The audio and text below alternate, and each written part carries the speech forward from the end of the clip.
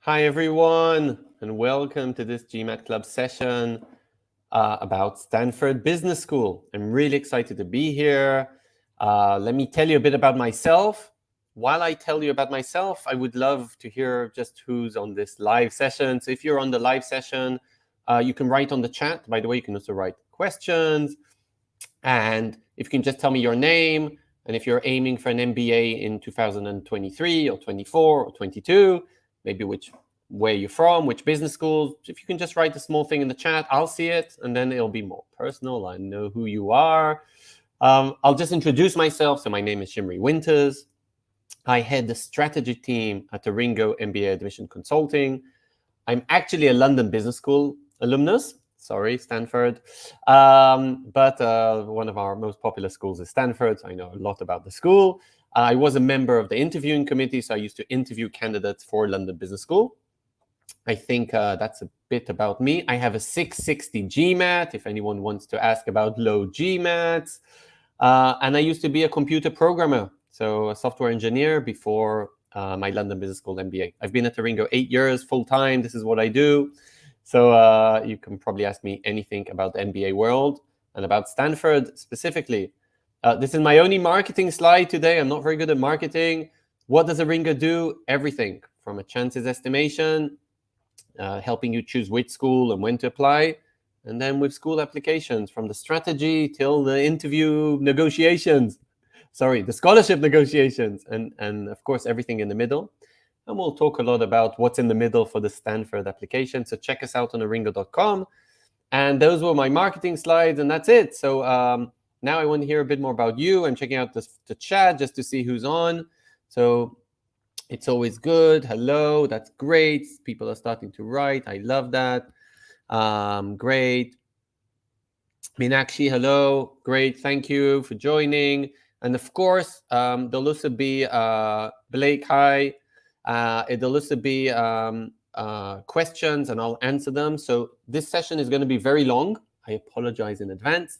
But stay tuned, because I think that we're going to cover a lot of material.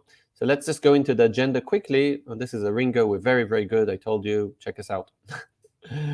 Okay, so the agenda is this. This is a long presentation. Okay, just hello, everybody. Siba, hello. Great, I'm really excited you're all here. Vilaine, hello. Nice to have you. Right, just let me know where you're from and when you're applying. It also helped me kind of know who you are. So there's actually going to be 3 sections to this presentation. The first section is very, very general. I'm not even going to mention the word Stanford, but I want all of us to be on the same page. So I want us all to be to know what are top MBA programs, why do a top MBA program, who are the best MBAs, how much does a top MBA cost, can I get some funding, how much money will I make afterwards, stuff like that. Okay, it's a lot of material, and I'm going to run through it very fast because perhaps some of you know this. So the first few minutes, you'll hear me talk very quickly. I won't even look at the questions, so we can kind of move very, very fast with that. Then the second part and the third part will be more about Stanford, obviously. The second part will be some general information about Stanford. And the third part of the application, of this information session, will be about how to apply to Stanford and how to write a perfect application. So I hope that's okay. Of course, if you want to ask me questions, I can see Vilaine started to ask questions like, is it a good idea to do an MBA? That's a good question. And I think my next slides kind of answer that. So I think that's great. Again, if you're just joining now, if you can write on the chat who you are, what year you're planning to apply to an MBA and where you're from, that would be nice. I think we should start. Let's go. So again, we're starting with very general stuff. So I'm running through that so we have time for for Stanford. Again, lots of questions you can ask. I will answer all of them at the end. So if you have any questions, start writing them on the chat. So my first general slide about MBAs is, why do a top MBA program? So, all of us have local MBA options. They cost less. They might be easier to get into. Why should someone do a top MBA? The main reason I've seen most of my candidates that want a top MBA is because they want to do a career switch. They're accountants and they want to do more to lead business transactions. They're lawyers and they want to do a switch towards private equity. They're software engineers and they want to move towards program management, etc. So I see a lot of people who want to do a career switch, although I also have quite a few candidates who come in the second and third reasons for top MBAs, which are to accelerate is a second reason, which means you like what you do, you want to stay in this industry, but you want to gain some kind of advantage on your peers. And the third very common reason to do a top MBA program is you want to be a future entrepreneur, you want to open a company or found a company or just manage a company, but you need business education, you need to know how, you need the network, maybe you need the brand of the school. And this, an MBA does help for entrepreneurships. So that could be another reason why you would like to do an MBA. I actually added here kind of a me time reason as well. I don't know when you took for the last time 1 or 2 years, we'll discuss that, for yourself and kind of gained lots of valuable skills, gained knowledge, gained a new network, gained perhaps an international experience if you're going to another country. So I kind of put me time. Trust me, after the MBA, there's no more me time. You go, you work. That's life. So this might be, I don't sound too dramatic, but your last chance to take 1 or 2 years, I wouldn't say off, but I would say which are investment in yourself. Again, an MBA is a great idea if you want to make a lot of money. We'll look at the salaries. Of course, you can do a career switching. A lot of the top MBAs are in different countries.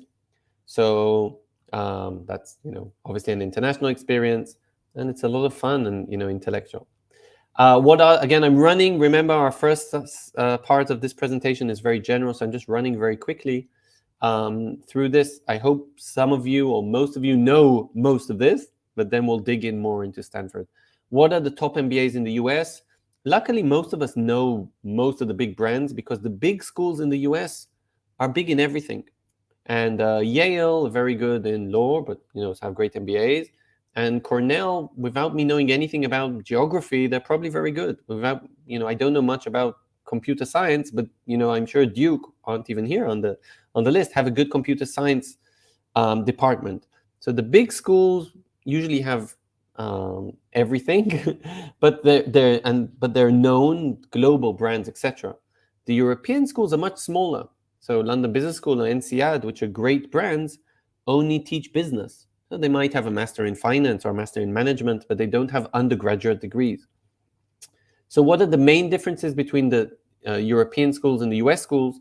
It's the same degree, you learn the same things, but the US schools are a bit more famous because, you watch a Netflix movie and the son of the hero is going to college in UCLA. He doesn't go to college at London Business School because there's no undergraduate degree at London Business School. So the big schools in the US, they're just more famous, but it doesn't mean they're better or worse. They're just bigger and famous and good in lots of areas. The second big differentiator is in the US schools, there's a lot of American students, usually around 60 or even 70% of the students are Americans. And most of the MBAs are 2 years. In the European programs, usually the business schools are very small. So, INSEAD or London Business School, a few hundred students a year. That's it in the entire university. They're mainly international students. So there aren't a lot of British students at Cambridge Judge MBA program. There aren't many French students at HEC Paris. And the MBAs are shorter, usually 1 to 1, mostly 1 to 1.5 years versus the 2 years in the US. Let's go to the next slide, which is, so how do I decide? London sounds great, Paris sounds great, New York sounds fantastic. How do I decide? There's many factors, and to be honest, it's a very personal decision, and we'll talk about Stanford as well. I don't really know what's important for you. You can do a little Excel and put some of the factors that I'll mention, but only you know what weight is important for you. So let's, I'm going to ask some questions on the chat. By the way, I forgot to mention this is an interactive session. There's going to be some quizzes later on. But for now, I just wanted to, if I give you 3 factors, so the 3 middle ones here, The first one is location. The second one is the school ranking. And the third one is the cost of the program. I'll just make it easier. Let's say the cost is identical between number 1 program and number 50, but the scholarships can change. So what's the most important factor for you? The brand, the location, or the cost? Okay, it's a question to the chat.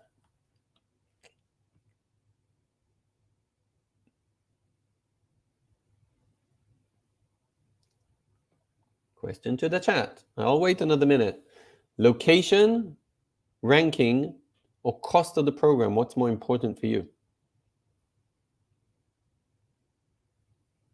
Hi, Satish. Welcome. Okay. Tololoop said ranking. Okay, so the brand of the school, the ranking. Okay. Lovely Akamai's branding off and funding. Okay, so you're looking, you're also thinking about how much is this going to cost me, and I can see, so and Satish is saying location, and Rajiv is saying brand and cost. Okay, Georgie, hi, brand. Okay, so I think what you can see here, and it's funny, Manman, hi, and cost and ranking. So it's strange. I've been working at the Ringo for 8 years, and I think only in the last year or two, I'm kind of understanding that different people, wow, what a surprise, have different criterias. And only you can decide what's important for you and where to study. Okay, and I had 4 or 5 people this year that, got accepted to Harvard Business School and didn't go. And, for someone else, that's a shock. You get into Harvard, you don't go. And one of them went to Kellogg, but with a full scholarship. The other one went to Stanford.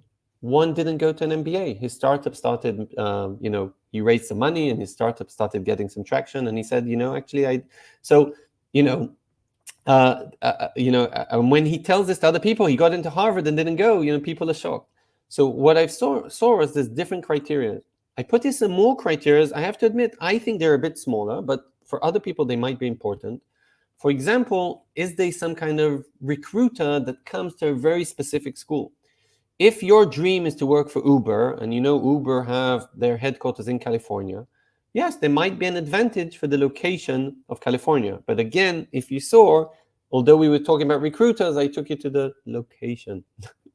Same, I'm very interested in finance. Wow, what a surprise that the location of New York, for example, NYU and Columbia, or London, for example, London Business School, are good schools for finance. So again, a lot of times the location changes kind of the other criteria, for example, of recruiter or something specific course like that. You can keep asking questions on the chat. I'll answer all of them later. I promise, I'll try. So let's continue a bit with the general stuff. Again, we'll finish this quite quickly. A top MBA program is very, very expensive. It can cost around $140,000 or even $145,000 for the tuition if it's $70,000 per year. Remember, US schools, 2 years. If you add living expenses, etc., we're easily at $200,000. So huge cost. The European schools are cheaper from the, one reason, there are shorter programs, right? So it obviously makes sense that they're cheaper because they're shorter programs. Also, the return on investment is quicker because you go and you work quicker, right? You can work after a year or two. How do you fund your MBA? Well, if you have money, that would be great. If not, all the schools have scholarships, and we can also discuss how to get a scholarship. But basically, it will be very similar to how to get into a top school, because the more attractive your profile is for acceptance, there's a good chance that it would be more attractive for a scholarship as well. There are also some specific scholarships, for example, for ex-military personnel or for candidates that come from Africa. So you need to check this out per school. There aren't many external scholarships for MBAs. There's a lot on the internet, but I haven't seen many actually receive them. But still, do some research. And some of these fellowships need to apply to them really in advance. So just make sure that you're not missing anything. So it costs a lot of money, but on the other hand, the top MBA program, will also ensure that you have a very good salary. We'll dig into this even more when we talk about Stanford. But as you can see, the top salaries straight out of the MBA are quite similar. And before I was asking what's important, kind of ranking or cost or location, and a lot kind of said ranking. But if your theory behind that was because the higher the rank, the more salary I'll make, I hope that this little table kind of changed that. Because as you can see, the salary in Chicago Booth is quite similar to the salary at Columbia. And the salary in Stanford is higher than the salary at McCombs, which is in Austin. But actually living in San Francisco is going to cost you way more than living in Austin. So maybe McKinsey California, maybe McKinsey San Francisco are paying a bit more to their consultants than McKinsey Austin, but actually you're doing the same job, same role, and kind of making the same salary. So salaries are very different. Yes, there's a little jump here after 3 years at Stanford. That's why we're doing a presentation about Stanford. I'll go into the Stanford salaries in more detail. European salaries are quite similar. They're not very far. And right now, Ukraine-Russia situation or any European versus Brexit versus US currency issues, and these salaries can go up, the dollar can go down, so no one knows what's going to happen in a couple of years in the economy, but the salaries are very similar. And again, the changing between Paris and New York are mainly because the exchange rates of euro and dollar. But those are the jobs, and I have the next slide. This is the one slide that isn't from Stanford. I took from London Business School. The main recruiters and the positions post-MBA in Europe are very, very similar to the positions and to the recruiters post-MBA in the US. I will show you the top 10 recruiters from Stanford, and you will see that they're all on the slide of London Business School. Okay, so you'll see the Google and Amazon and McKinsey and BCG, et cetera, in Stanford as well. So I'm just running through this very, very quickly. We're nearly there. We're nearly at the Stanford slides. When do you apply? Well, the best is to apply in round 1, which is 1 year before your studies. So if someone's aiming for September 23, they can apply in September 22 already. It is better to apply in round 1, but only if you're ready. What does ready mean? If you can get another 20 points on your GMAT, wait for round 2. If your application was rushed and you didn't do it in a good way, wait for round 2. Only apply when you're ready, even if it means missing round 1 and applying in round 2. Okay, for nearly every school, that would be my suggestion. Wait till you are ready. On the other hand, the last rounds tend to be very small, so don't wait too much. Don't wait for March or April. Some schools in Europe have different or more deadlines, and of course, there's some schools that start in January. Very few. You can look on aringo.com, check us out, and we have all the information there. Okay, 2 more slides, and we're going to talk about Stanford. What are schools looking for generally? How can I apply to business school? So let's kind of start from the right, because that's kind of a very obvious one. So they do look at your academics, and maybe in the chat, can someone kind of say what their GPA was out of a scale of 4, or if it was a different scale, they can tell me, a different scale. It can be out of 100, out of 5. How did you do in your undergraduate degree? Is there someone here with a special merit?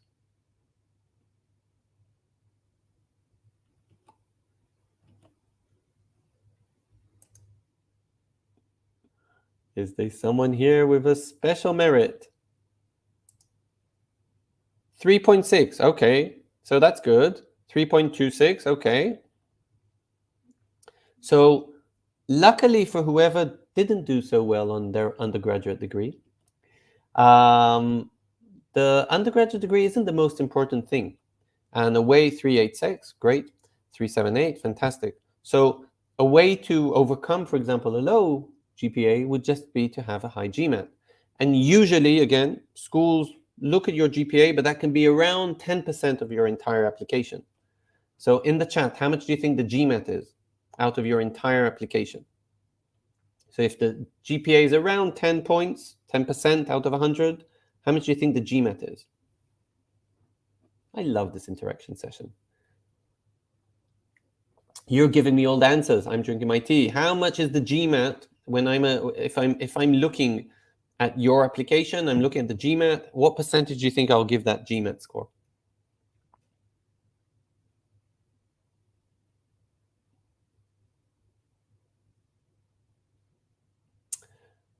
By the way, I'll answer all your questions, okay? So keep asking the long questions, and I'll answer all the questions. So Georgie, thank you. You're saying 25%. I like that. Tululop, you're saying 25. Teja's saying 20. Ikra 10. Okay.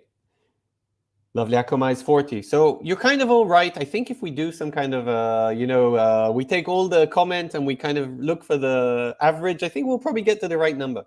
Usually the GMAT can be 30% or 30 points out of 100. So that's crazy, right? That's so much. It's unbelievable even. And yeah, that really is unbelievable. And so you can see that even if you didn't get such a good GPA, a high GMAT can probably overcome that. By the way, a very high GPA can overcome kind of a mediocre GMAT. But again, the reason schools put such a high emphasis on the GMAT is from the reason that, one of you studied in India, another person studied in Germany, one of you studied accounting, another person studied engineering. It's very hard to compare a degree in engineering in a very, very good school to a degree in philosophy in a very, very bad college. Okay, I was going to mention a bad college, but I won't. So because schools say, well, actually, it's very hard to compare between the two, I won't compare. I'll give you 10 points, but I'll look at one exam one day. It's called GMAT. Okay, you can do a GRE as well. And that exam, I'm going to give a very, very high emphasis on looking, did you do well or not on that one exam?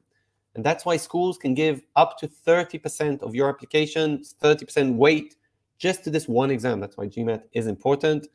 Although Aringo loves working with candidates with low GMATs. We're actually very good at that, but we can talk about that later. So academics are important. The second thing the schools will look at is vision. All the schools will ask you, why do you want an MBA? What are your short-term, long-term career goals? Okay, what do you want to be when you grow up? And they know that your plans may change. They understand this. But still, the schools just want to make sure that you have a plan. All the schools want to make sure that you really, really want to study there. So you need to show a lot of school interest. And even if you're applying to Stanford and to Berkeley, each one of them, you're going to have to tell them why you want that specific school. Okay, schools are really interested to hear why them. They're less interested to hear why other schools. So if they ask you why Stanford, and you answer, if I don't get into Harvard, Stanford's my backup plan, that's not a good answer. Okay, you need to explain to them why the school. MBA programs love leadership experience. If you have some from work, great. If you don't, maybe from your extracurricular activities, maybe from university, that would be great. International exposure is great. Schools understand that not everybody lived abroad or worked with international teams. But if you don't have any international exposure, that is a minus, especially for European schools. Schools like INSEAD, London Business School really put a high emphasis on this. I'm actually jumping to the smart and dependable, very hard to prove, right? This is a very soft thing. But if you can demonstrate this in your CV, essays, that would be great. I left the broad horizons for last because I love that. When I used to interview for London Business School, I used to kind of split up what I'm looking for in candidates into three. The first is academic, okay? You're going for a degree. Will you be academically good enough? The second is your professional experience, because MBAs is all about your professional experience. But the third is kind of everything else. Are you an interesting person, or are you a dry biscuit? Are you, would I like being with you in class? At London, you drink a lot of beer. Would I like drinking a beer with you after class? Okay, and if the answer is no, well, that's not good enough. And I've had candidates with a 780 GMAT that I, told London Business School not to accept, because they were very good academically, very good professionally, but nothing else. And I don't think I would have enjoyed an experience to be with someone like that in class.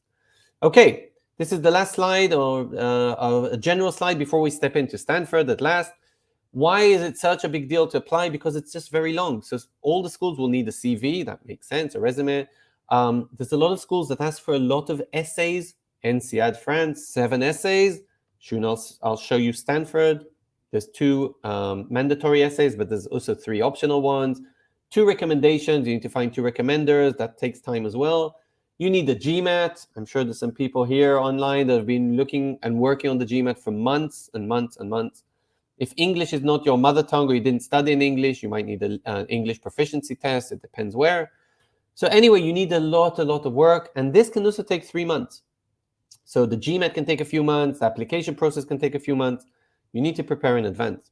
Okay, last slide, just whoever doesn't know. So let's say you prepared all of this. You prepared your CV, your essays, your recommendations, you did your online application, you paid the school fee for it, you did all this.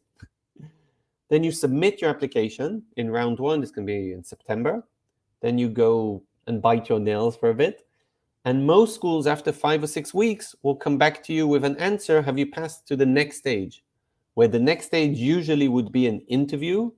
The interview can be with a student, with an alumnus, like I used to interview, or with an admissions rep, someone that works at the school. And then usually 4, 5, 6 weeks after that, you get the decision. Of course, there's exceptions. There's schools that work quicker. There's schools that give everybody interviews. There's schools that have a video interview. But this is the basic process. If you apply middle of September, at the beginning of December, you should have the answer. And between that, somewhere, you should have an interview. So that's the process for all schools. Okay, you can continue asking questions because now, finally, let's go into Stanford. Yay. So it only took us 20 minutes to reach the beginning of our presentation. So I'm just reminding you our agenda. We finished with the general stuff. I'm just going to give a couple of minutes like statistics and information about Stanford. And then I'm going to talk slower when we talk about the Stanford application.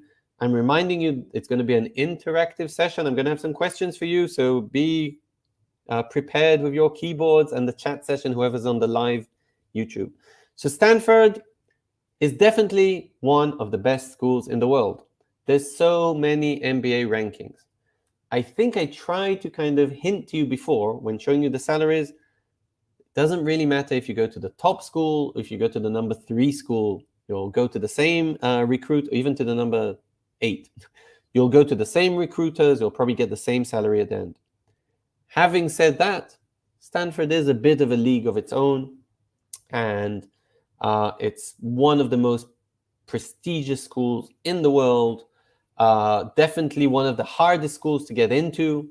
On a regular year, without COVID and different things which actually made acceptance even harder, Stanford has 6% acceptance rate. So it's the school with the lowest acceptance rate out there. If we compare it to Harvard, which maybe sounds a very good school, it might have 9% acceptance rate. Okay, and I'll show you this in the next slide. The reason Stanford is so sought after is it has a great brand. It's in a great location in San Francisco. The class size isn't so big, so 426 people. There's a lot of international students. There's quite a high percentage of female students as well. This is quite good for MBA programs. We're still a bit behind, unfortunately, and some schools only have 30 or 35%. As you can see, the average GMAT is crazy. So average 738. And let's think a bit about the pie chart I showed you before. So if your GMAT is below average, if your GPA is below average, and if your professional career isn't something too exciting, you're trying to apply to the hardest school in the world to get into, it's probably going to be impossible. Okay, so think about all these factors. Think how difficult it is to get into Stanford. You need to be amazing in all the factors, or in most of them. Is Stanford right for you? So first of all, I want to say I might ruin something for some of the people on this chat and on this session. I speak to hundreds of candidates each year, hundreds. Around 80% of them start by, I always say, okay, which school were you thinking of applying to? And around 80% say, I've done my research and I have 2 schools in mind. And they say Harvard and Stanford. Okay, so first of all, remember that another 80% are saying those 2 schools, which make them very, very hard to get accepted into them. So I know Stanford might seem perfect for a lot of you, but unfortunately, a lot of you might not get in with their 6% acceptance rate. So first of all, watch this video because I hope my tips will actually help you get in, but also prepare backup schools because yes, it's very, very difficult to get into. Their mission, as you can see, is very different than a lot of other schools. And a lot of other schools are kind of looking for managers, looking for people to manage the world. And if you look at Stanford, they're kind of looking for people with ideas that want to change the world. Okay, leaders, they want to change the world. It's a very different concept than managing the world or managing a big company. So like we said, it's an amazing brand. The MBA is 2 years. Yes, they also have a program for more experienced candidates called MSX. And I'm just putting both of them kind of together here, but the MSX is a 1 year, very similar to MBA program for more experienced candidates. So if you have more than 10 years of experience, you can apply to their 1 year MBA called MSX. You can actually apply to both programs. If you're borderline, if you have 8 to 12 years, you can just tick 2 boxes, same application, press send, and you're actually buying 2 tickets for the price of 1. You're applying also to the 2 year MBA and the 1 year MSX. If I continue with Stanford again, amazing brand, amazing location, small class, very, very, very good at collaboration. The students, when you talk to them, you can really see it's a very collaborative environment, very dynamic. The students do a lot on campus. They do a lot of conferences, a lot of clubs. There's a lot going on there. That's it. So I have a few more slides, which are very specific. I'm not, I just wanted to give you kind of a sense. Of course, this is a live YouTube session, but you can revisit it afterwards and pause this screen and the next one, just to see the first year at Stanford is mainly core courses. And core courses are kind of what you would expect to see in every MBA program. They would be finance, and finance 2, and marketing 2, and microeconomics and macroeconomics and organization behavior, etc., etc. So there's kind of soft skills and hard skills, but they're core courses. There isn't a lot of electives and selection. They kind of give you this business foundation in the first year. The second year is very different, and now you can take different electives. One of the main advantages at Stanford is you can also do a dual degree, very hard to get into, but you could do a dual degree, and you can just take courses from other Stanford university departments. And if you're really interested in education, you could do either a dual degree or just take 1 or 2 courses from a different faculty. I've actually had that. I've had an MBA that did a dual degree with management in education. Of course, public policy and things like that.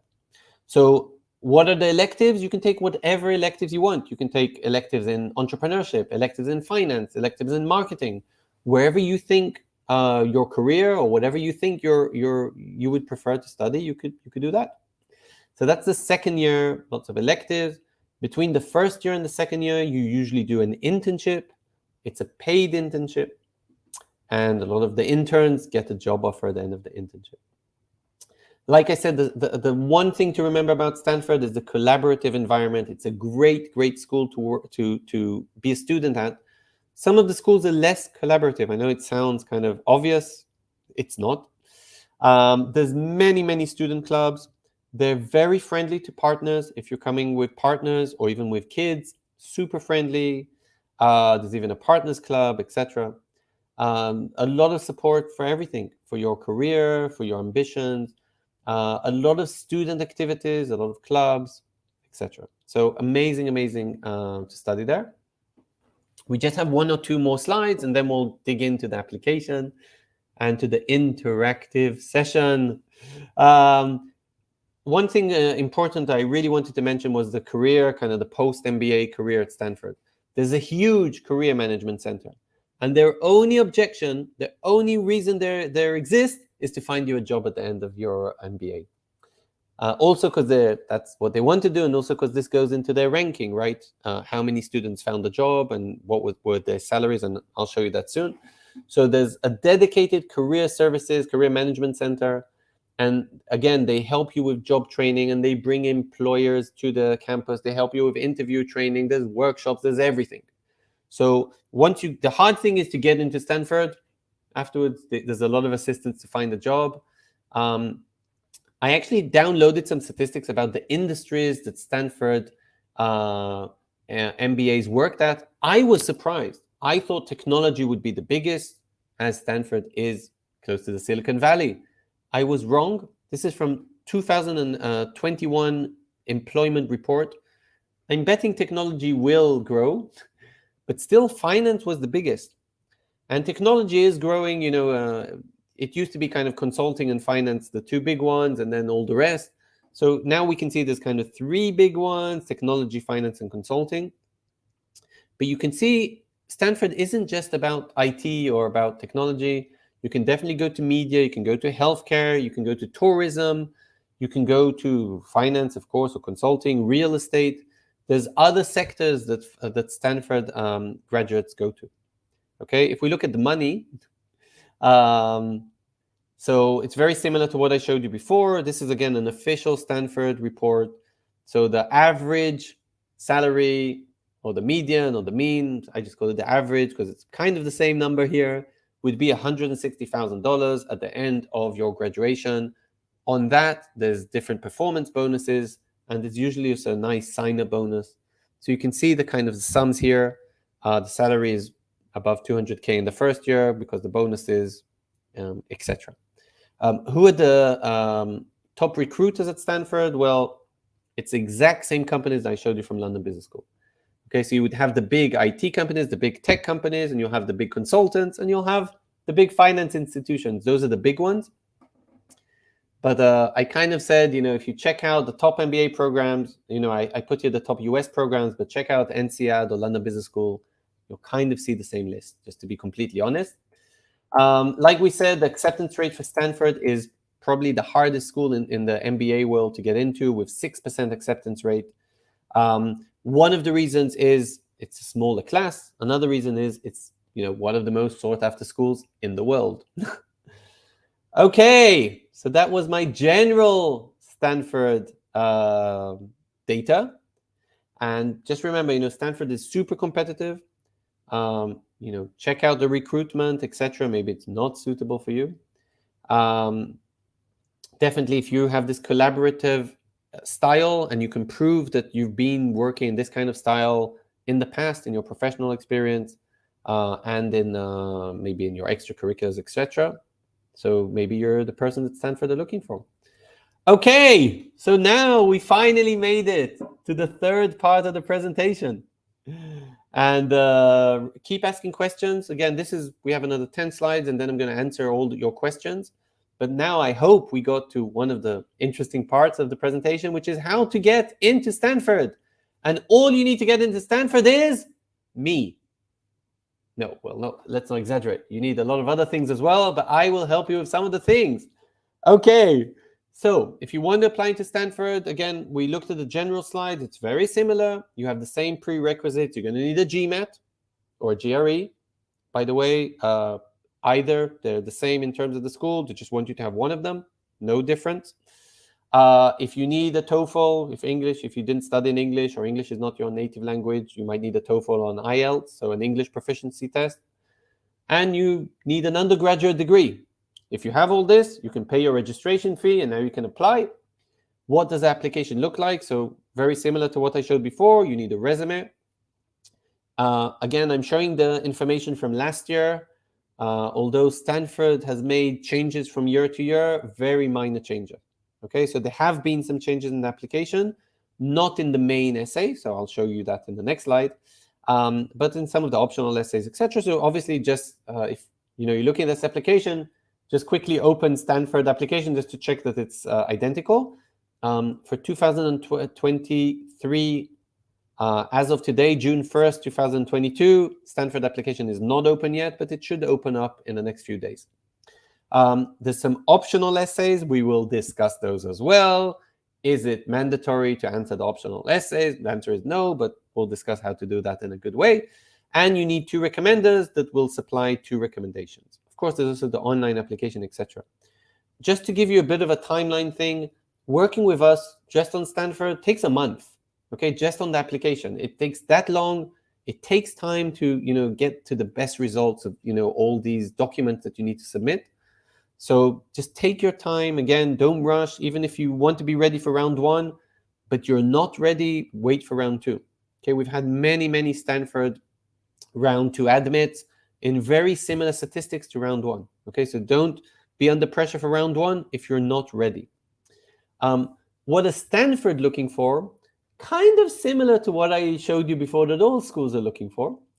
Okay, But here they do put this emphasis on this contribution and collaboration, etc. So definitely try and show that from your undergraduate degree, from your personal experiences, traits, etc., and from your professional life. So that's this personal qualities and contribution. You know, did you just go to your job, or did you contribute more to your workplace? Maybe you were in charge of, I don't know, beers on Thursday night, or you were in charge of some kind of knowledge base, or your manager left for maternity leave and you replaced him or her. Okay, this is kind of deeper contribution. Obviously, Stanford love if you have leadership experience. If not, try and show some kind of leadership potential. And, you know, they're looking for someone smart. And I think that goes without saying. And then, you know, you could prove that in various ways. For example, have a good GMAT or GPA, or just be very good at what you do. Maybe you're promoted faster than your peers, or maybe you got some kind of merit or some kind of award. Lots of ways to show this, and I'll show you lots of examples soon. But that's what Stanford are looking for. Okay, so let's talk about the first element. It's the MBA resume that you need to apply for Stanford. First of all, an MBA resume is very different than your job-seeking resume. Let me just give you an example from me. I used to be a programmer, and I'm assuming my resume, I don't remember, I'll dig it up. I'm assuming it says knows C++. That's a programming language. I'm assuming it says very good with databases or something like that. But my MBA resume would look very different. It would probably say managed 2 people, worked on a project worth $5 million and deployed it 2 weeks ahead of schedule. So I'm showing lots and lots of results, and even quantifiable results, right? I said 2 weeks. I'm managing 2 people. The project is worth $5 million. So it's a very different resume than my job-seeking resume. Don't forget to show how special you are. And again, you can't kind of say I'm the best, but if you were promoted ahead of schedule, if you were selected for something out of a team, if you got a special award, definitely show all this. Don't forget the MBA programs and Stanford don't know all the employers.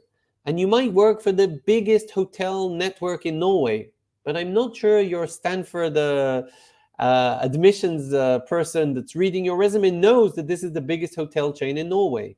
So just mention your company description as well. Obviously, show your responsibilities. We said awards, etc. And in the next slides, we're going to talk about your career goals. Try and connect somehow the resume to your career goals. Even if you're doing a career shift and you're a lawyer that wants to work in private equity, try and show some kind of connection. For example, you were giving legal advice to young startups, and now you want to work in private equity and give them strategic advice or invest in these young startups. So there is some kind of connection. And I gave here kind of an example, a not good example. Yes, a lawyer dealing with real estate. I suppose that's a job-seeking example. But your Stanford resume would kind of say head of the biggest law firm real estate department in Germany, and I'm leading a team of 4, and I'm in charge of this and this money. And I'll show you another example shortly. So that's kind of an MBA and a Stanford resume. So that's the professional experience. Of course, the second section, sometimes we start with it, is your academics. Don't forget to show if you had a great GPA, show that. If you had some kind of merit, show that. But apart from the GPA and the merits, if you did something else, maybe you were in the Students Association, maybe you did an exchange, maybe you volunteered, anything else that can show that collaborative, so it can show that you did way more than just going to study, Stanford would love that. So anything you can show, you can share with the school, share it in the resume already, because this is the first document the schools will look at, first document that Stanford will look. They might stop there. It might not be interesting enough. So we don't want them to stop there. We want to be interesting. And the third thing, especially for Stanford, one of the most important sections is the extracurricular activities. Now, I have a lot of candidates that tell me, listen, I don't really volunteer anywhere. Okay, that's okay. It would be better if you did. That's okay. Maybe you volunteered when you were in university. Maybe you just have some kind of great hobby. Maybe you ran a marathon. Maybe you don't volunteer, but you actually supported some kind of charity in some kind of way, or you volunteered 3 years ago. Or there's a reason you don't volunteer because you're in charge of something in the office, which is a social gathering. So just show anything which isn't professional. Remember my dry biscuit guy. Anything that's not work and not academics, try and show that. That's very important for a school like Stanford. And my last, okay, sorry, we'll show an example, and then I'll tell you my last comment about CVs and resumes. So let's just look at an example. And first of all, I hope you agree. It looks nice and neat. And I'm showing my undergraduate degree. And I'm showing, I'm starting my education. First of all, first line here, that shows Bachelor of Arts, magna cum laude. Already I said, I got a special merit. I'm a very good student. Second line, I kind of mentioned it again, 3.95, Dean's List, So I mentioned straight away my achievements. And then I also gave another merit that I got, an award, outstanding student, something. And I also was in the student union. And what was that? Our venture capital club. So, I'm showing not just my academics, but I'm showing, how collaborative I was or how much volunteering I did throughout university. This is a great education example. Again, 3 bullets, but 3 very strong bullets. If we look at my work experience, I made something up, sorry. So first of all, Aringo Strategy Consulting, not everybody knows who Aringo Strategy Consulting are. So I gave here kind of a employer description, and I explained what we do. And maybe it's a very small company. So I just said, we kind of give strategic advice to Fortune 500 companies, but I didn't mention, and we have a revenue of $10 billion, okay? Because we don't. So I just mentioned what we have. I mentioned that I'm leading a team of 3. I kind of showed I created something. Maybe there was more money in it. So something like that. And you can see I can show here my previous job as well. And, I did something and it impacted and there was a budget and maybe I did it quicker and something like that. Lots of achievements. Okay. And my last comment about my resume, I hope you're ready. This is our interactive session. Is looks matter. And if you look at this resume, it's a very good one. And the text is very, very good. But actually, it's not nicely formatted. So looks matter. And this is our interactive session. I'm going to drink my tea. And you guys in the chat can tell me if you can see any formatting mistakes. Again, I'm not looking for any text mistakes. I'm just looking for some formatting mistakes. Meanwhile, I'll actually answer your last question because it's relevant. A resume can only be 1-pager. Even if you have 20 years of experience, 50 years of experience. I actually worked with a candidate who was 62 this year on Stanford MSX and on MIT for one year for senior candidates. And we did a 1-page resume. Okay, so resume, 1 page. Okay, back to our presentation. Keep asking questions. By the way, we only have a couple more minutes for the presentation, where we'll go through other Stanford elements. Here's my resume, but looks matter. Can you spot some formatting mistakes? I'm drinking. Can you spot? Okay, there's one spot. I'm not going to read them out yet because I'm waiting for everybody to type. Look for formatting mistakes. Can you spot some formatting mistakes? By the way, if you spot them, just try and mention maybe where you can see that, in which bullet.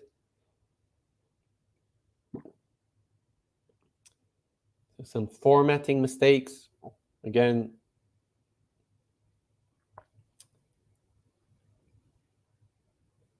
I can see already some comments. Very good, very good. I can tell you that most of you are kind of mentioning the same comment. I won't go into that yet, but there's still lots of mistakes.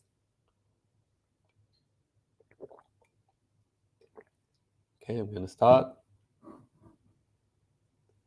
Okay, a bit more. I love this part. You're working. I'm not doing anything. You're spotting my mistakes. I know this sounds silly, but remember, this is the first document that Stanford admissions will look at. And the first thing they'll look at before reading your bullets is just looking at the document. And if I would get a document like this, again, I know it might sound wrong. This is a huge issue. I would already start with giving you a bad point or whatever.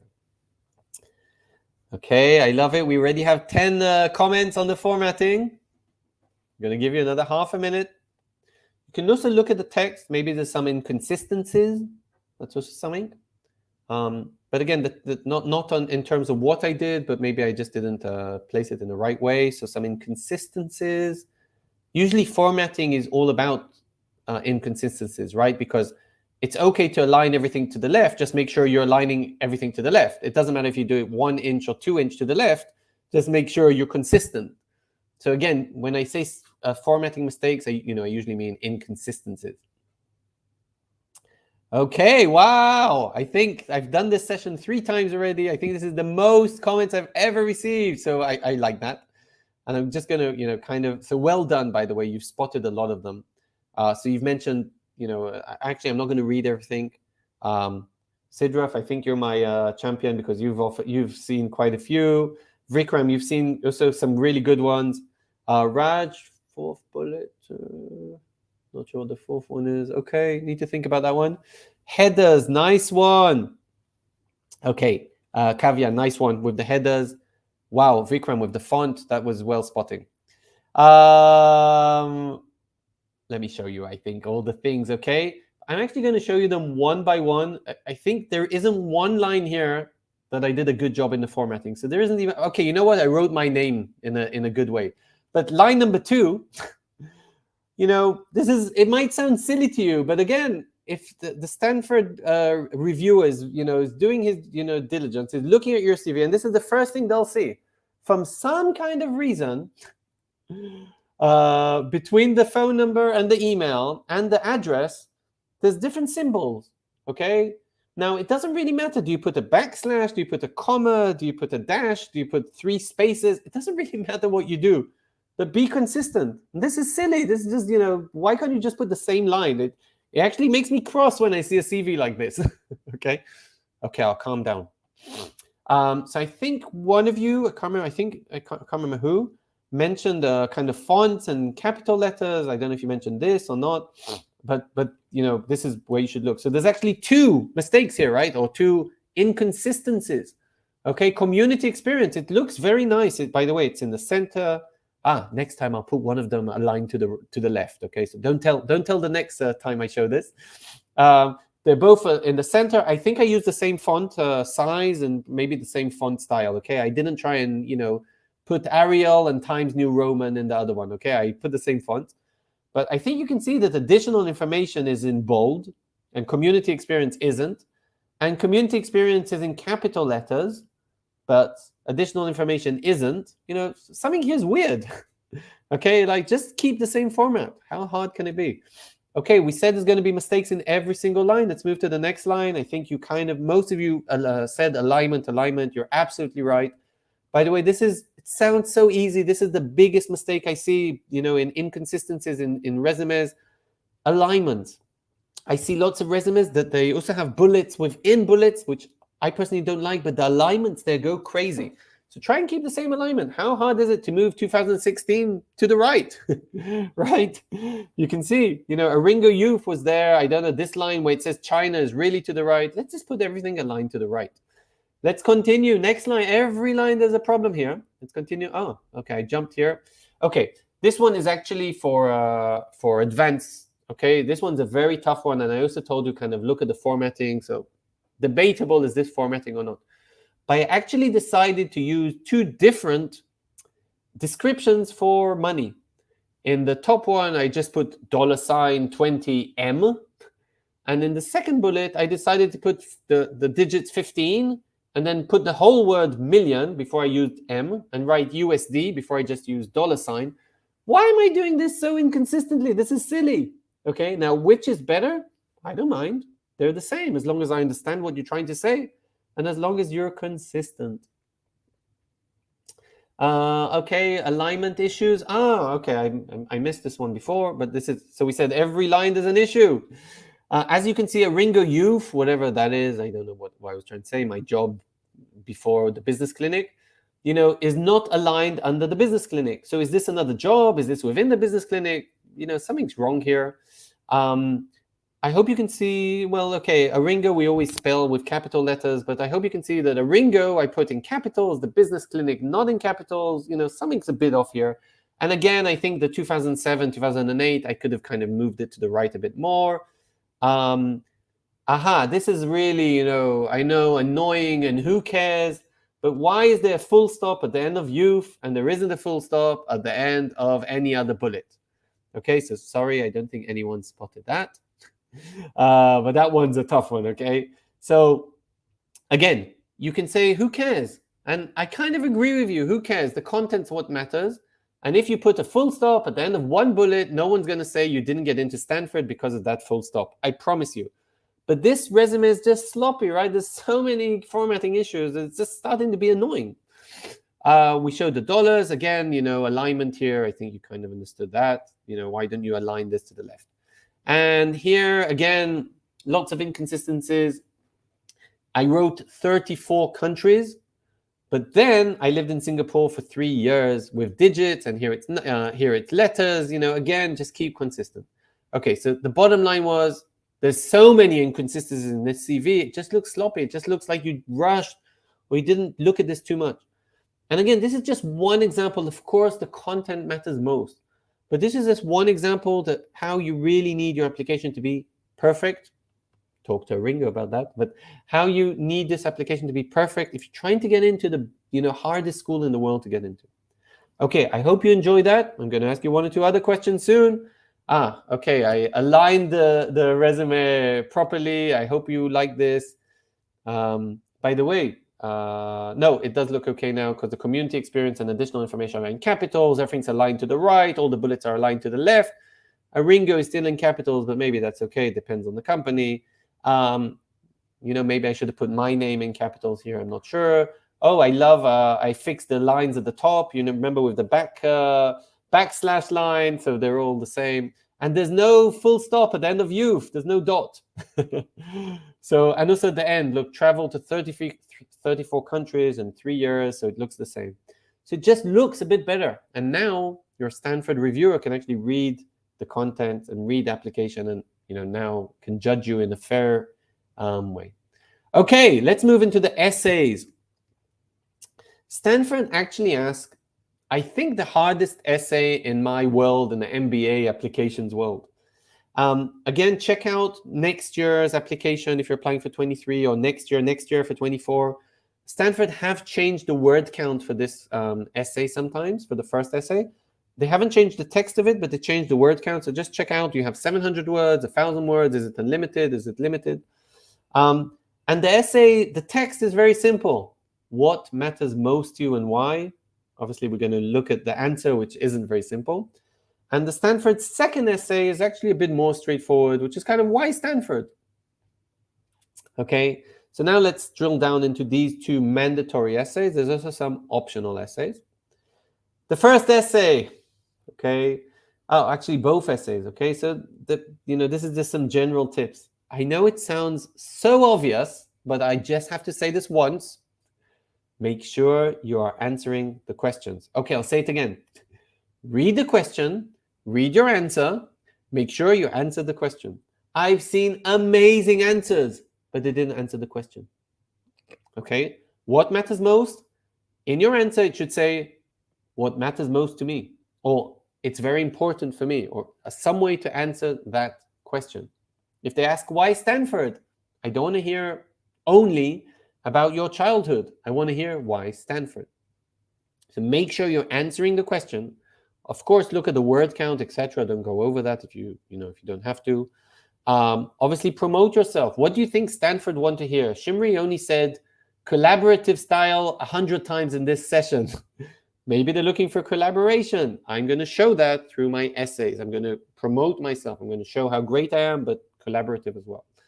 Of course, do research, okay? And maybe mention a club or professor or a reason why you want Stanford. But don't just give a supermarket list here, okay? Don't just say, oh, I really want Stanford because 50 courses. No, they know their own website. They've seen their courses, okay? They want to understand why you want Stanford. Of course, collaborative. I haven't said this for 8 seconds. So make sure you can demonstrate how you can contribute to their community. Maybe you can lead a club. Maybe you can run a club. Maybe you can bring your past employer to give a lecture. I don't know what. It's very personal, but show how you can contribute to the community.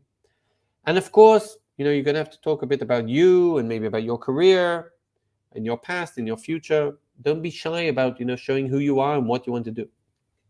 Okay, let's talk a bit about the what matters most, okay? In our jargon, WMM, okay? What matters most? So very, very tough question. And let me give you some good examples. What matters most, and this is for your chat. Yes, please tell me the best answer you think. So I'm going to give you 4 options. What matters most to me is world peace. I aim to make peace between different countries, and that's why I want to go to Stanford. So that can be what matters most, right? That's a great cause, world peace. Number 1. What matters most to me, number 2, is my family. I love walking with my wife on the beach and taking my kid, and I'm going to teach him next year to ride a bicycle. That's what matters most to me. So 1 was global peace. Number 2, my family. Number 3, what matters most to me is my job. I love my job. I love to get promoted. I hope I'm going to make a lot of money. I'm very good at my job. I'm a something, banker, lawyer, accountant. And that's what matters most to me, is to be, a great, leader at my job. And the 4th one, what matters most to me is to be a good human being, to help my environment, and to make the world a better place. So we had one essay. Who would you choose? One essay: global peace, family. He loves his job, and make the world a better place. Okay, global peace, family. 1, you can even answer just a digit. 1, global peace. 2, loves my family most. 3, loves work most. 4, wants to make a positive, whatever, better world. What do you think the best topic for what matters most is? Very hard, the what matters most. Such a difficult essay. By the way, I've seen all these answers.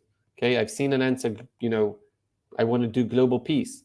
I want to, be a better employee in my work. I want to be a better employee. I love my family. I've seen that a lot. And of course, I want to, help environment, etc. So actually, it's a not fair section. So I loved to just thank you for answering. So yes, you're saying, I love to help environment, something like that. And Felipe is saying the same thing. I just want to help, as much as I can. To be honest, and Kit, I think you get my 5 stars. So I'm sending them your way. That's true. There's no right answer. It was a trick question. But 4 did sound a bit better, so I'll try and make it less tricky next time. There's no right answer. First of all, it needs to be connected to you. And not everybody can say they love their wife and kids. Maybe you don't have a wife and kids. Okay? And not everybody does want to do a better environment, global environment. Maybe your what matters to you is to be very, the best consultant out there. That's fine. Just tell us what matters to you. Okay? It was a trick question. I'm sorry. It really needs from you to be kind of personal, to tell your story, okay?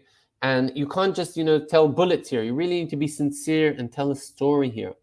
And then you can kind of, when you tell the story, you can start wherever you want. You can start from your childhood, you can start from your professional experience, but you can kind of say how something happened, and that's what matters to you, okay? It can be a future leader, it can be global peace, it can be whatever you want.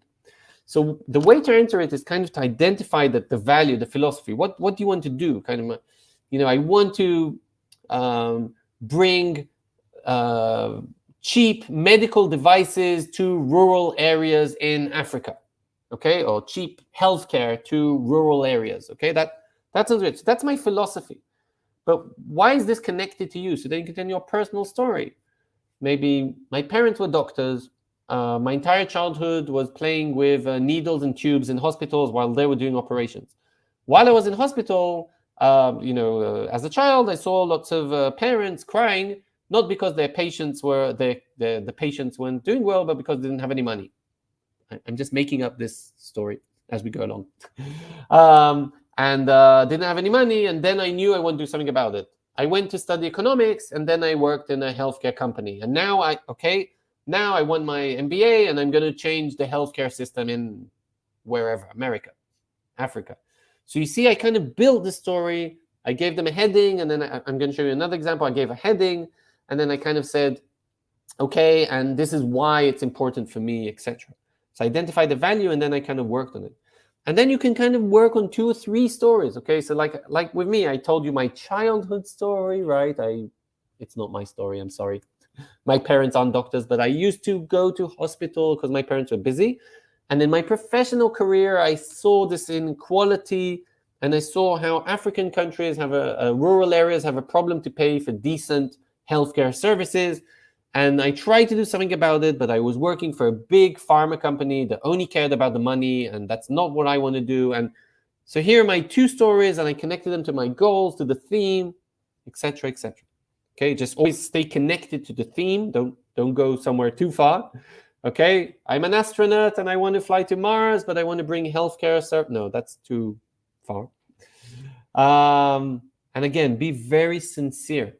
Okay, and be a people's person. Just explain your story. You don't have to, your CV talks about the achievements. Now it's just talking about your story. Stanford really care about this human touch. It's very important for them. Don't be a robot. Okay, just explain your story. Why did you make your choices? Okay, why? The resume is all about, I went to study my undergraduate degree in engineering, but in the story, you can explain why you studied engineering. So it's very different here. A good structure would be kind of tell the story, we said, kind of thing, and then you kind of can connect the people to the situation, and what you can do is connect it to your story, your life, and then connect it to the theme, okay? And let me show you some examples. First of all, you can go on our website. We have lots of essay examples as well. But again, you have to kind of connect it to the theme. So again, I want to bring cheap health care to rural areas. And now you can tell some stories and they all get connected, okay? And my father told me always help people and connect it to people. You can connect it to your job. You can connect it to your academics, however you want. Okay, let me show you two examples. So the first one, I'm going to read them. Since sustainability is the cornerstone of my life and ultimately what matters to me most. Okay, and so he kind of started with a statement and then he went in the story. At a very young age, I did blah, blah, blah, blah, blah. I was aware, I collected cans. I then went to study something. Then I worked. I was in charge of sustainability in my workplace, etc. So you can understand how we developed this to 2 or 3 stories. Another person said, from an early age, education has always been the thing that matters most to me. Okay, and then he explained why. I grew up in a family, whatever, immigrants, whatever. My parents, so he connected it to his childhood, to his parents, maybe to education and university. Then maybe I went to Wall Street. I was a banker, no connection, but I quickly understood that I don't want to do this. And then I went to private equity that invest in education. So again, try and connect it all to the goals. Now, what do I do if I want a career shift? It's fine. No one said, that he doesn't want to go and work for Google because he cares about education. Okay, you can definitely connect all this to why you want an MBA and why Stanford, etc. in the next essay. So again, you can check out aringo.com. Lots of examples for every single essay you can think of. And that was the what matters most, such a difficult essay. Again, you can ask questions. I think we have another 6 minutes for this presentation, and then I'm just going to answer questions. The second essay is usually why Stanford. And this is a very straightforward essay. So the way to answer it is, just to have clear and specific goals. And if you have goals, okay, my short-term goal is to be a product manager at Google. My long-term goal is to open a startup. So very specific. And you can actually be specific about the goal. I want to be a product manager in cloud services, and I want to open a startup connecting small to medium businesses to the cloud services, whatever. So very, very specific. It's okay. Of course, you need to connect this to the why Stanford part. Okay, and I'm going to take these and these courses. I'm going to be in these clubs, and I want to be in this professor's class. Okay, so I connected my goal to Stanford. I'll show you an example soon. But the structure, again, is very simple. Okay, try and imagine what you want to do when you grow up, and now try and imagine how can you get there. So my dream is to open $1 billion tech startup. How am I going to get there? Well, I'm going to finish my MBA. I'm going to work for Amazon for 3 years as a product manager. Then I'm going to get promoted to VP something in a startup. And then in 10 years, I'll open my startup. And then I'm connecting to Stanford because at Stanford, I'm going to learn this and this. I'm going to be in this and this club, etc., etc. Okay, and I gave here like a very silly example. Okay, I love restaurants. I love food. Okay, whatever. I love the noise. At 18, I started working as a waiter. Then I was a shift manager. And at the end, I became a restaurant manager. Wow. My dream is to open a restaurant chain. Where? In California. Why in California? Because Stanford are in California. So let's try and connect it. How am I going to do this? Well, I'm missing some financial and marketing knowledge, which I hope to get at Stanford at this and this course. Okay, so I kind of started with a passion, but not everybody has a passion. You can just start with kind of, I want to be a product manager, or I want to go to Stanford and learn this and this to become, there's no structure here, but just don't forget to answer the question, why MBA and why Stanford, and connect that to yourself. Okay. The optional essays. So in Stanford last year, there were up to three optional essays. Again, if you don't have anything to write in the optional essays, don't answer them. Okay, it's not mandatory. If you're exceptional, you don't have anything additional to say, don't say it. Don't waste anyone's time. On the other hand, we usually do advise to write an optional essay because usually you have more to say than those two mandatory essays. And in Stanford, there's two quite tough optional essays. One is about when did you create a positive impact? It's quite a tough essay. And the second one is if your background ever influenced some kind of situation. So let's talk about them a bit. The positive impact one is difficult. You don't have to take a professional example if you don't have one. It can also be an extracurricular example. It can be your student life example, anything you want. It needs to be a story, okay? And the story can be a big story or a small story. What would be a small story? When I was in the army, I commanded one person who didn't have any motivation. I told him to do something, but he didn't do it. Instead of punishing him, I spoke to him. I understood he has problems at home. I'm just making this up, so I'm not sure what the problems were. I decided to give him some time off. And when he came back, I decided to discuss with him which positions he would feel comfortable in. And I gave him certain tasks. And funnily enough, he really changed, and he was amazing. And he was the number one person I was the army number one person in my squad or in my team or whatever. This is a very small story. It impacted one person, but I changed his life, or at least changed his way that he worked in this place. So that's a small story. Of course, a big story can be, I did a whole turnaround. I did something. I came into a situation which was very bad. I did A, B, C. And then I flipped it around and we managed to sell to the client that was very disappointed with us. And he even came back for additional services. So I did some kind of very big thing and we sold $50 million or $1 million or whatever.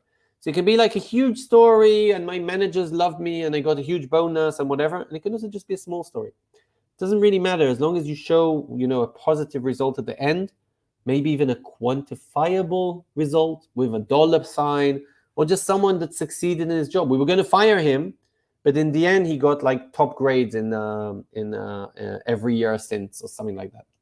So we kind of managed to impact him. You can also try and say like what you got out of it. So I impacted this guy's life, but actually I feel I learned more than him because I know that, when someone has an issue, before I fire him, I can actually talk to them and maybe understand what the problem is, whatever. So you can try and explain why this is important to you. The second, by the way, you can start with the questions. We're nearly at the end. The second optional question was kind of a tough one because not everybody had an answer for that. And again, optional is optional. If you don't have a good answer to the optional question, you don't have to answer it. And here it was kind of did your background influence you or influence a situation? And again, here, we play gender or race or some kind of background. So maybe you were the only German person in an American company, or you were the only female in a male-dominated team. And by the way, if you don't have this, again, just don't answer it, okay? Because don't say, oh, I was the only person with glasses on a team. Come on. Okay, so it has to be something significant. And again, if it looks like a life experience, tell us about it. Okay, maybe you had to prove something and you managed to prove and you opened the door for more female engineers to join this oil company. Okay, that is amazing. But if you don't have an amazing story, maybe you don't tell it. Okay, so those are a bit about the optional essays. Again, check aringo.com. Lots and lots of optional essay examples. Right, the last section of the application would be for you to mention 2 recommenders, and these recommenders will be writing a recommendation for you. The Stanford recommendation is quite long. I can't remember how long it is, but it can be over 1,000 words. So it's quite long, so choose carefully. And again, this is a question to the chat. This is our last interactive question. Then you can ask me whatever and I'll answer. Who I need, to choose 2 recommenders out of this list. Who should I choose? You can read. I'm going to talk while you answer. So the first one is my school teacher. And I know this was a long time ago, but she's going to give me the best recommendation. She's going to say, like, she's been teaching for 20 years, and I'm the best 16-year-old student she's ever seen. Okay, she was, this is in high school, but, I was amazing. I used to bring her an apple every morning. I got 100 in every test. Okay, so like I used to be a top-notch student. Another one is going to my university professor and saying, like, any university professor, and he'll say, like, Shimri was amazing. He sat in the first row, and he used to always give me good answers and used to ask good questions, and he wrote a great thesis. I gave him 100. So that's a good university professor.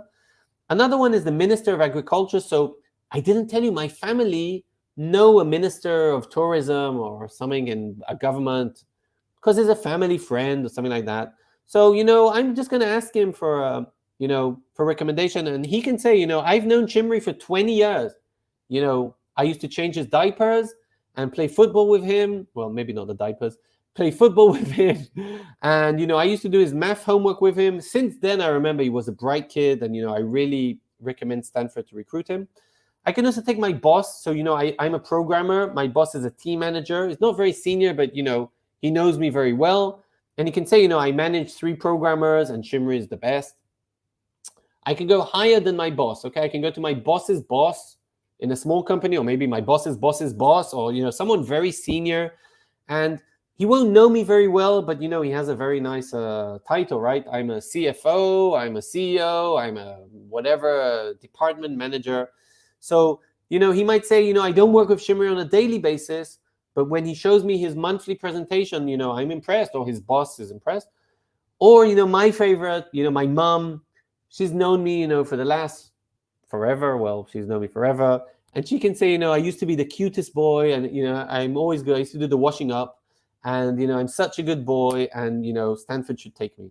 So we need to choose 2 recommendations. Okay, maybe the mother wasn't such a good example.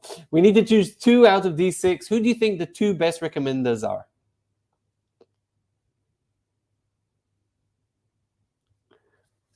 By the way, we're nearly at the last, we're at the last slide. There's just some examples afterwards. So you can also start asking questions. But again, I would love to hear, who's the best recommender, or maybe the best 2 recommendations.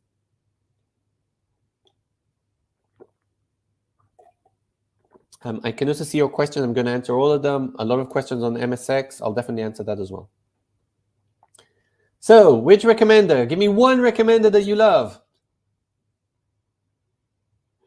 You can give me the number. School teacher is 1, university professor 2, minister, so a celebrity. 3, boss, not very senior, but he knows me. 4, a very senior person that doesn't know me. 5, my mom, she knows me the best, but she's my mom. Wow, Vikram, school teacher. Ankit, he likes the boss. Sharmishta, who do you like, the university professor and the boss?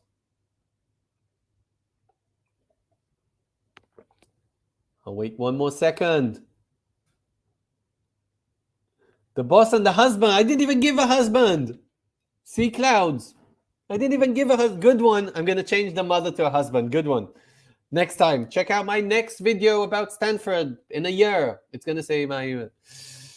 Right. So, and someone said, Georgie, you understood there's never a good answer here. So Georgie said, whoever knows me best. So Vikram, the wife. So listen, the answer is, first of all, you're right. There isn't a good answer here. I kind of agree with Georgie. But actually, the answer is,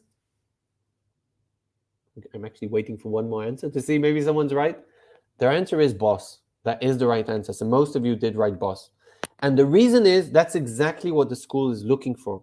They know they can't compare between a lawyer and accountant. They know they can't compare between your boss and someone else's boss. Okay, this is impossible.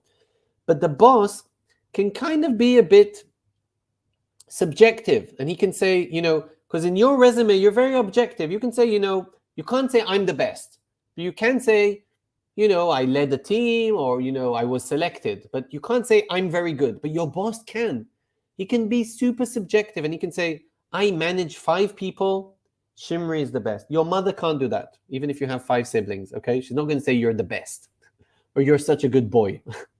Okay, so the boss is a good example. And if you ask Stanford admissions, they will tell you they want your direct manager. They don't care about his title. Who's this? By the way, who's the worst here? Okay, the mother is just silly. Okay, that's not a good example. The worst here is actually the celebrity. Okay, the Minister of Agriculture, because it's obvious he doesn't really know you. Okay, and he's a family friend. Stanford don't care about your family friends. They care about someone who knows you, preferably from a professional environment. And therefore, actually, the second best recommender here is the boss's boss. And although he only met you once a month for something, he can still give a recommendation about your work and professionalism. So the best recommender is your direct boss. Usually the best second recommender is your previous boss, okay, if you move the workplace or something like that. So again, this is a very individual question. And again, if you want to contact me later, send me your CV and GMAT first. And tell me your recommendation options, and I can help you. Again, this is personal, because sometimes you don't want to tell your boss that you want to leave for an MBA, but usually they look for... You're right. Sorry, Meenakshi, you're telling me the mom would give good vibes. I agree about that. If she says Shimri is such a nice boy. But they Stanford are looking for a professional recommendation, and that's why in this case the boss is actually very good. The second one would probably be the boss's boss. Sometimes you can't bring 2 recommendations from your workplace, and again, maybe not from your previous workplace because you haven't changed workplaces, and you can only bring 1. So the second one could be, if you can't bring your boss's boss, it could be from the professor. Okay, but I'm telling you now that's less good. Can you bring a recommendation from an extracurricular activity? The answer is yes, if it's something that you had a lot of hours there. So for example, if you volunteer somewhere and you've worked with a team manager for this volunteering, but you've done this like for 3 years, yes, you can bring an extracurricular or volunteering experience recommender as well. Just to be honest, this is more rare, and it has to be from 2 good reasons. 1, maybe you don't have a very good professional recommender, and 2, you have a very strong extracurricular activities recommender. So that's a client is a very good place, C-Cloud, and client is a very big issue because he owes you something, you owe them something. But sometimes I have entrepreneurs on that I work with, and I'm working now with someone, he has his own company, he doesn't have a boss. No one knows him from university. He has great grades, but no one knows him. And we're using a client, okay? And it could be a client, a business partner. If you don't have anyone else, you should use that. Okay, I just want to wrap the presentation, and then I'm going to answer all your questions, believe it or not. So you need 2 recommendations. And like we said, we really prefer a direct manager or maybe a manager's manager. Those are the best. And a perfect recommendation would be from a work setting. And like I said, it's subjective. I manage 10 people, but Shimri is the best. Okay, you really can go into that. But the recommender needs to give lots of examples. He can't just say, I'm the best. He needs to say, Shimri is the best. Let me give you an example. For example, last year, there was this huge issue, and Shimri turned it around, and he did this and this and that. And our client said he's amazing, and we gave him a big bonus. Okay, so I really showed an example why I think Shimri is very good. I'm putting here an obvious tip. Again, choose the recommenders wisely. And maybe you can say, listen, you're going to recommend me for Stanford. I just want to remind you that I was top in the team. I just want to remind you about this project that, you told me I was very good. Of course, the recommender is going to write whatever he wants or she wants, but, try and just remind them about the things that you feel might help. So that's it. That's the application. And again, you apply, you wait 5 weeks, and then maybe you get an interview. I'm actually going to leave the interview for the next session because that's another whole session, how to interview for Stanford and for top MBA programs. Check me out on YouTube. I think I have a session about how to interview for top MBA programs. That was the Stanford presentation. If you're ready for a life-changing experience, Aringo's here to help. If you want to send me your resume and your GMAT score and maybe your school wish list, is it Stanford or others? This is my email. Happy to review. Again, if you send me your resume and GMAT score and school wish list, always happy to help. And now I'm going to go over your questions, and I'm going to start from the beginning, and I'm going to try and not repeat the questions. So some of you asked the same question, so I hope I'm going to answer them. So let's start. There was a question, are we planning to have more sessions? Yes, we have lots of these sessions. And we're having a session in 2 weeks about MBA versus executive MBA. So check us out on GMAT Club on the 16th of June. Okay. So I'm starting with the questions. And okay, first question from Tejas.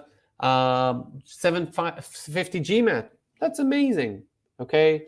And you're a software engineer from India. Overpopulated background, but still very good. Can you get an M7 school? Yes, no. I've no idea. I don't know anything about you. Extracurriculars, managerial experience. Have you worked with international teams? Were you promoted faster than your peers? What's your GPA? Which schools are you aiming for? How good is your application going to look like? Are you good at writing? Are you going to use a Ringo? I don't know what. So great question, but I don't know anything about your profile. GMAT is only 30%, remember? So if you have a 750, great. You get 27 points out of 30, but what about the other 70 points? So again, if someone wants to send me their resume and GMAT score and school wish list, I'm happy to help, but very hard for me on the YouTube session, to answer just from a small chat. Okay, Tijan, I'm just carrying on with you. So you kind of said you see entrepreneurship. That's fantastic. And a lot of people say in the long term, they want entrepreneurship, but just don't forget to connect the dots. Don't forget to say, I was a software engineer. I want the MBA. I want to move to product management because that's more of a business role. And in the long term, I see myself in entrepreneurship. Okay, just don't forget to connect the dots and you should be fine.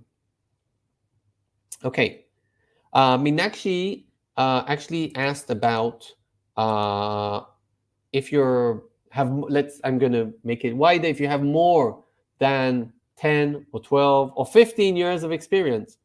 Okay, so he actually asked if being over 45 is a disadvantage. So it's not just a disadvantage. If you have more than 12 years of experience, I'm going to generalize this, it's going to be nearly impossible to apply to a top 10 MBA program, regular MBA program. Schools usually don't want candidates with so much experience. By the way, the reason is the employers. Okay, you remember the list of employers? McKinsey are looking for young, talented people with 5-6 years of experience and an MBA. They're not looking for someone with 20 years of experience for a consultant position. So they're coming with certain job profiles.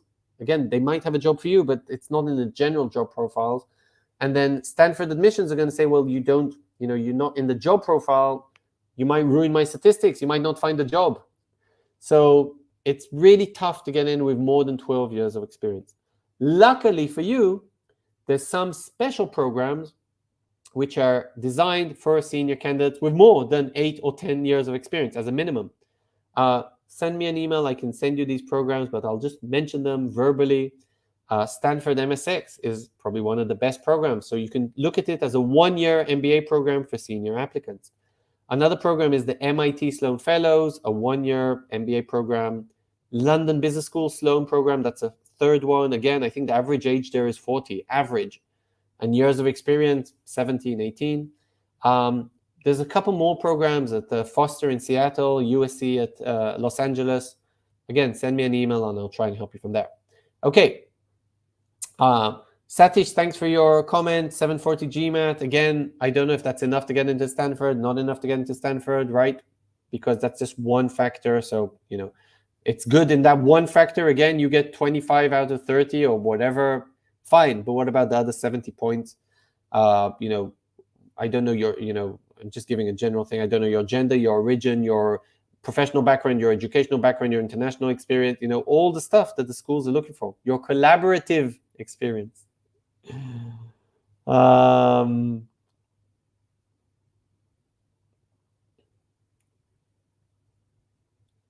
Okay, I can see someone enjoyed that I said that a lot of candidates don't go to Harvard, and yes, remember that every person, even on this chat, remember at the beginning of this session, we said has different criteria for why to choose a business school. And some people just prefer more money, or some people prefer the West Coast or whatever.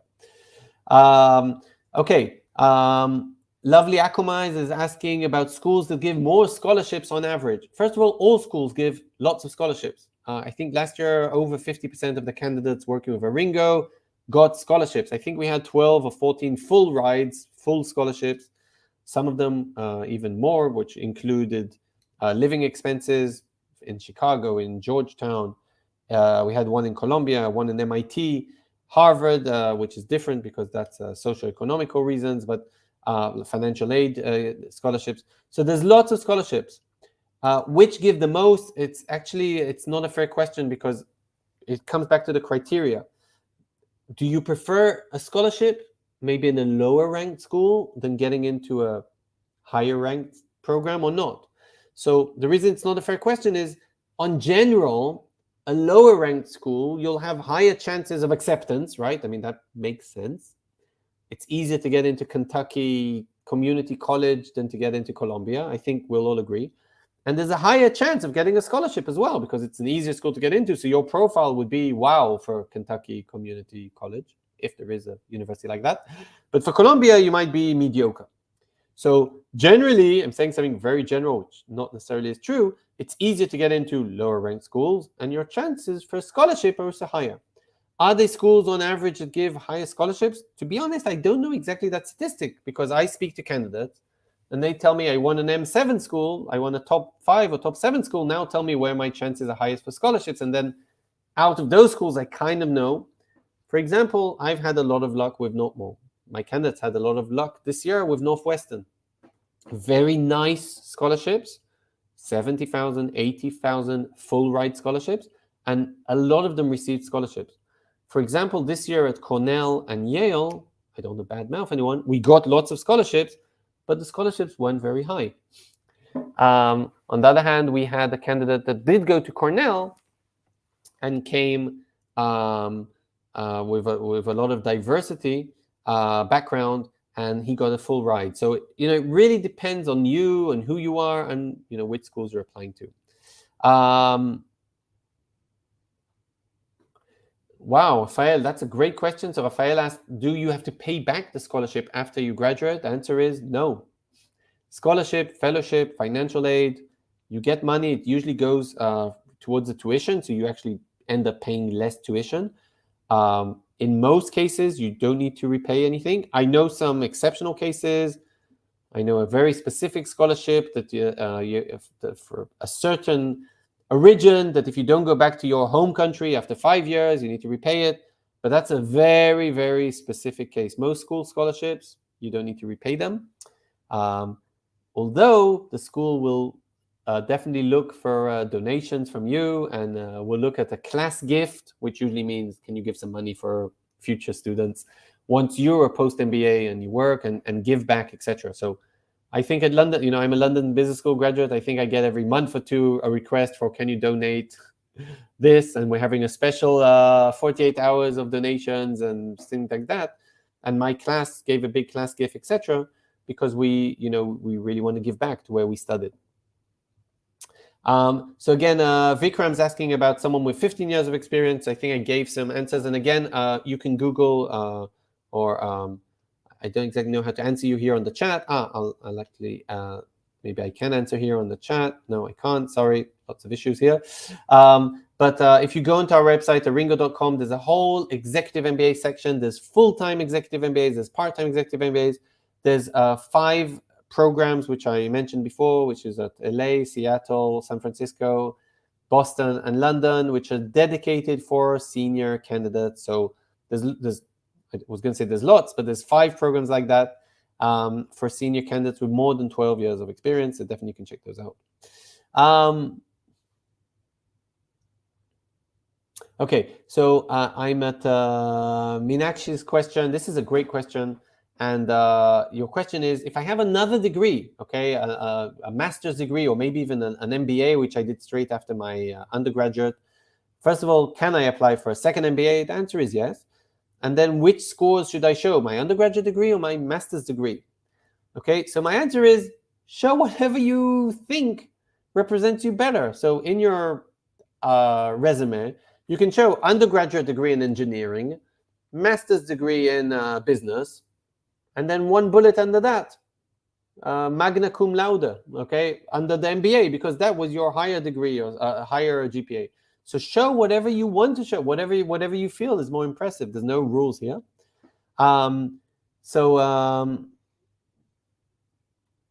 Wow, such a good question from Soma Sheker. Such a good question. What if I don't have recommendations? If I'm blunt, so you won't go to a top MBA. You have to have 2 recommendations. School like Stanford, there's no way around that. To be honest, I've worked with candidates from secret services, okay, or for military candidates, where I didn't even know the surname of my candidate that I worked with now. I've worked with someone now for 4 or 5 months. I don't even know his surname. We used the first letter of his recommenders. Okay, one of them, the recommender's name is D. And we had to open a special Gmail for this recommender because he can't use his work email, which is some kind of government organization email. Okay, by the way, don't kidnap me and ask me stuff about my client. I don't know anything about him. I know a lot about his achievements, but I don't know where he works. I don't know who his recommenders are. So I don't have any secret information. Even that, we found 2 recommenders, okay?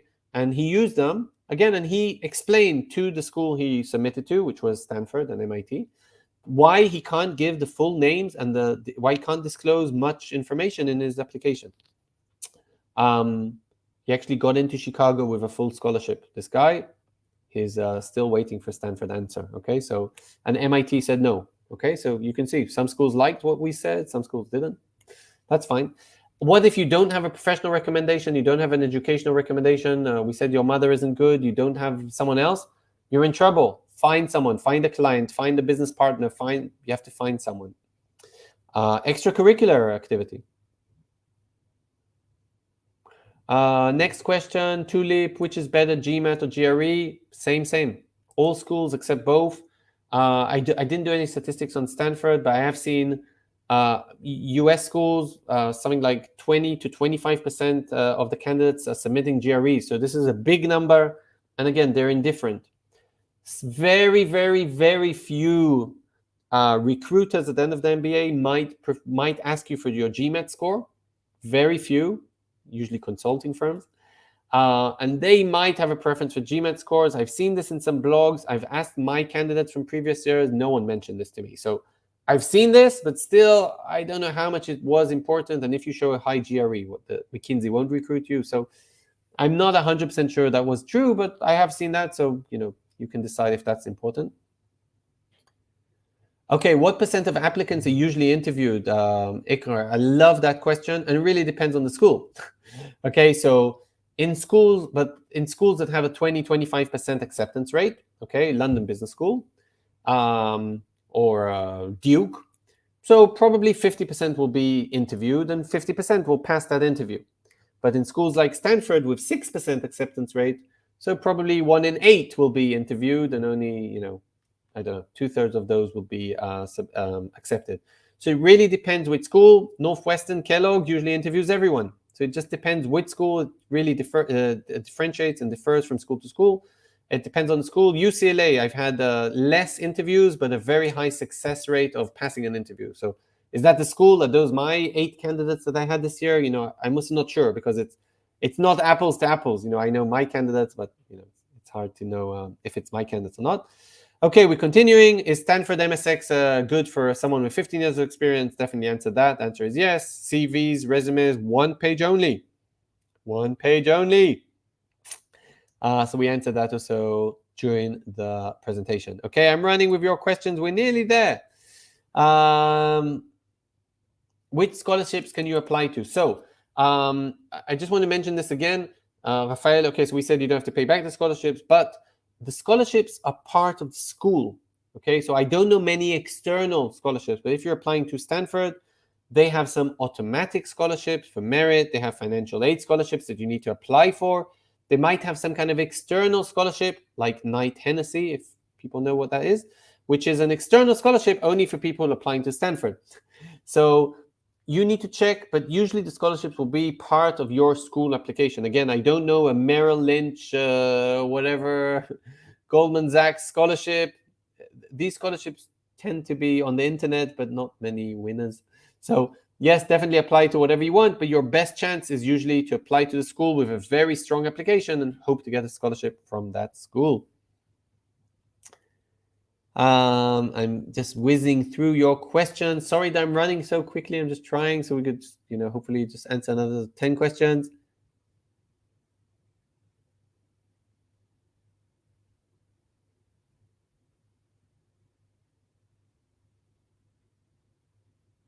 Okay.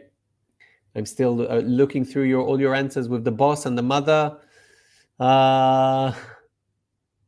Sorry, Cloud. C Cloud, you're asking if you can see this presentation later. Of course. I mean, this is a YouTube presentation. You can watch it anytime. Just going to say the obvious. We answered Vikram if you can apply with more experience in 10 years. Yes, to MSX, definitely. Okay, Ankit, you asked, what do you think values the most Stanford? So what do Stanford value the most? And I think we kind of said that. I think I said it maybe many times. Collaborative. It's a collaborative environment, so you have to show that in your past experience. But another thing is obviously you have to, this is the hardest school to get into. You have to be smart. You have to be, had the faster promotions, faster progress than your peers. You have to have good education. You have to have great Gmat. You have to have everything's good. Okay, so I had someone call me last week, and so he's not a she, it's a he that comes from a super competitive background. Okay, and his Gmat is 50 points below the Stanford average. It's actually 60 because it was 680, and he has 3 years of experience and in one company with no promotions. But he really, really, really, really wants Stanford. And it was very important for him to say, but he really, really, really, really wants Stanford. And he has money. He wants to pay me to help him with his Stanford application. And unfortunately, or for him or for me, I don't think it's unfortunate. I think it's actually fortunate. I said, I'm so sorry, but I only work with people that I think that can get in.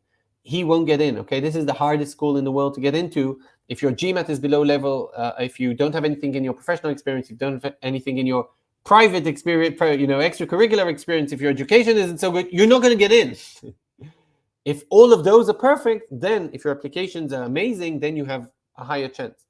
And I think don't be too alarmed from the 6% acceptance rate. Yes, it's a very tough school, and definitely work on backup options as well. But if you don't have 60 points below average, and if you feel your business professional experience is above average, and if you feel your education is above average, yes, you have a shot. Okay, so it all can be done. Again, what are the values? They want to see someone great, and they want to see him collaborative as well. Can a person with a poor GPA get in? Okay, I love that question. Meenakshi, thank you for that. And the answer is yes. Okay, of course, what is a poor GPA? Is it a 3.0, 2.9, 2.8, or is it 2.0? So yes, it can be bad or low. In some cases, we like to explain it. In some cases, we don't. So obviously, if you're from India and you went to IIT, best college for engineering, and you got a 70, that might be top 5% in your class. So it might not sound a lot, 70, but that might be amazing. So just make sure you kind of mention that either on the resume or on the essays that you got 70 and that's top 5% in the class. Or just, don't be worried because Stanford know this. And if you went to a very unknown college and you got a very high score, you can mention that as well. Why did you go to this college? So sometimes we explain things, low GPAs, but you don't have to. Just depends on the case. So sorry, not a definitive answer. It depends on the case. Satish, specifically looking for assistance, applying to MSX program. Talk to me. You have my email. Send me your GMAT or executive assessment if you know what that is. or take that exam first, send me your CV, and we can discuss.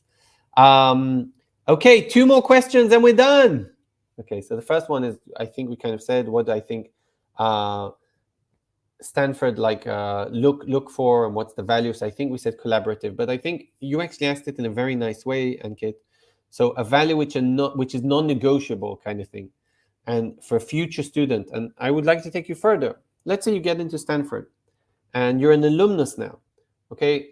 And I think, what do you think, how do you think you can use Stanford the best? And that's what Stanford is looking for. They're looking for alumni that want to stay in touch with the school and want to contribute to the school, want to contribute to the student body as an alumni, okay? Maybe to come to campus and explain to them how venture capital works. They want you to be involved throughout your education and after, okay? So these are things that Stanford really value. Okay, and another question about the GPA of graduate or undergraduate. I think we answered that. Whatever's better. Okay, if both are amazing, mention both. If only one is amazing, mention that one. And I think we're nearly at the last question. PS, we'll ask that one. Okay, so a very general question, less about Stanford. So I'll answer it very quickly, but I think this will be the last question. Are they one-year MBAs in the US?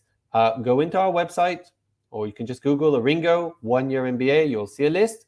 The difference is they usually don't have a summer internship because you learn 12 months. And they're very good if you know what you want to do at the end of your MBA, or maybe you have a job already. They're usually a bit less advisable for people looking for a career shift. But again, just look on our website. So thank you very, very much. This was a very long session.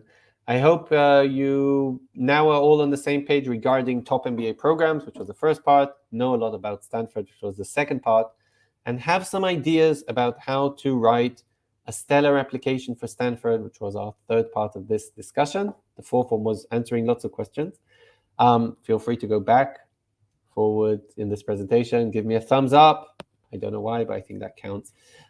Check us out on aringo.com. I'm very happy answering personal questions, but I always need your resume and your Gmat score. If you don't have a Gmat, go and take it before contacting me, so I can give you a better chances assessment.